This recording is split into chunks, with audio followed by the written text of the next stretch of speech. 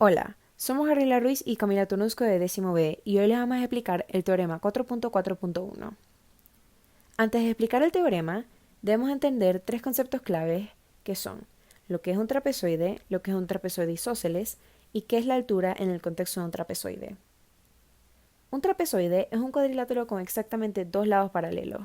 Esto puede verse en el trapezoide que está en la pantalla, donde la base HL y la base JK son paralelos. Un trapezoide isósceles es aquel que tiene dos catetos congruentes.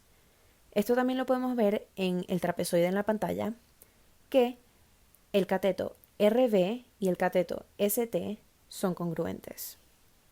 Y en cuanto a la altura de un trapezoide, este corresponde a la perpendicular bajada desde una vértice de una base hacia la otra.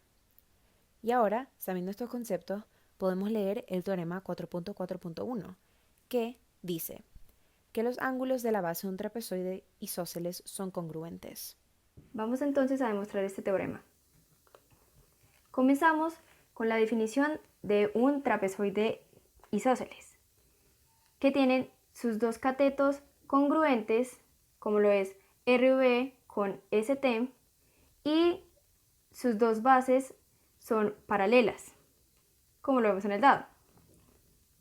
Después se trazan dos rectas perpendiculares a VT como construcción auxiliar. Entonces trazamos RY perpendicular a BT y SZ perpendicular a BT. Ahora vemos que en esta figura se forma un cuadrilátero adentro. Y ese cuadrilátero, como sabemos, es un paralelogramo. ¿Por qué? Porque tiene dos lados que son paralelos y esos otros dos lados que son paralelos. Entonces tienen dos pares de lados opuestos paralelos. Además, decimos que es un rectángulo porque tiene uno de sus ángulos rectos. Ahora, en el paso 5, vemos que RY es congruente con SZ y que RS es congruente con YZ, por la propiedad de paralelogramos que dice que los lados opuestos de un paralelogramo son congruentes.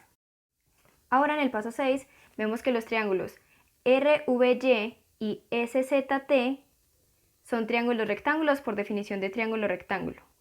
En el paso 7 entonces vemos que los triángulos RVY y SZT son congruentes por la definición de hipotenusa cateto, que dice que si tenemos dos triángulos rectángulos que tienen el mismo cateto congruente y la hipotenusa congruente entre ellos, entonces estos triángulos serán congruentes. Ahora que comprobamos la congruencia de estos dos triángulos, vemos que el ángulo V es congruente con el ángulo T por PCTCC. Y comprobamos que los ángulos de esta base son congruentes.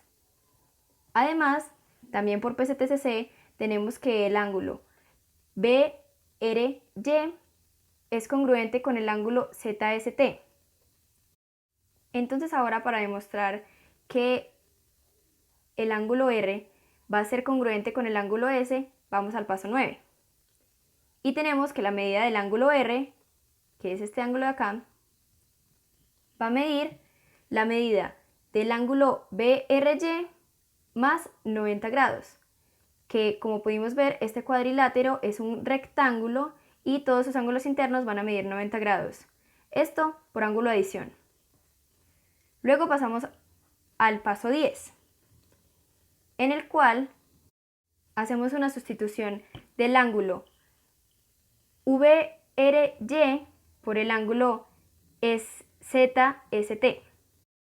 Ahora en el paso 11 sustituimos esta medida del ángulo ZST más 90 grados por todo el ángulo S, porque como pueden ver, el ángulo ZST más 90 es el ángulo S en su totalidad. Ahora tenemos las medidas iguales y tenemos que son congruentes por la definición de congruencia.